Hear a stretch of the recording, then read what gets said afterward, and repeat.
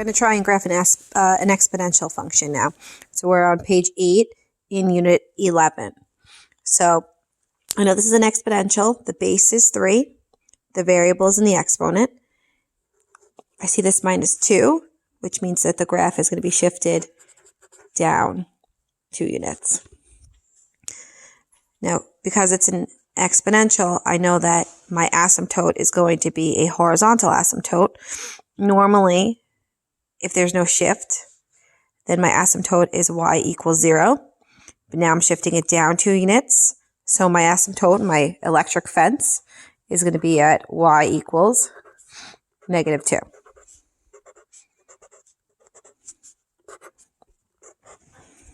Okay. So now I'm going to graph it. So I'm going to turn y equals. I'm going to clear out my log from before. And I'm going to put 3 raised to the x. I'm going to come out of the exponent, because if it's inside the exponent, it represents a left-right shift. When I'm out of the exponent, and put the minus 2, that represents a downshift. I'm going to graph it. I'm going to look at it. Okay, so I can see that it's flattening out where the asymptote is, which means it's approaching y equals negative 2. And I see that it's growing. I'm going to make sure that when I grab my table of values and when I connect my point, it's going to look like this picture. Okay, so I'm going to go to my graph, my table of values, second graph, and I'm going to grab some values around the origin. So I'm going to make a table on the side. So I'm going to take negative 1, 0, 1, 2. That should be enough for me. And I have negative 1.667. I have negative 1. I have 1, and I have 7, all taken right off of the table of values from the calculator. Okay, so now I'm going to graph it. I'm going to go to negative 1, negative 1.667. So that's somewhere in between negative 1 and negative 2. Then 0, negative 1. Then 1, 1. And then 2, 7. 2, 4, 6, 7.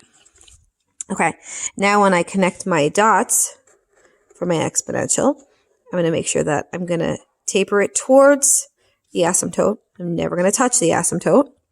Arrows on both ends. I'm going to label my function. I'm going to label my asymptote. And that's my exponential. Now I could talk about the domain and range for this exponential, just like I did for the logarithm. So notice that left, there's no wall. Right, there's no wall. So that means that when I discuss the domain, there's no restriction on the domain, which means the domain is all real numbers, or negative infinity to positive infinity. That's the other way you could write it. My range has a restriction. Because I have this fence here, this asymptote, I'm never going to pass this fence. I won't go lower than it, but I will continue to grow taller. And it's going to grow taller super fast, but the rate doesn't matter. What matters is that the lowest point that it's approaching is negative 2. It's never touching negative 2, and it's going up to positive infinity. All right, so this is our exponential, this is our range, and our domain. So stay tuned for another video.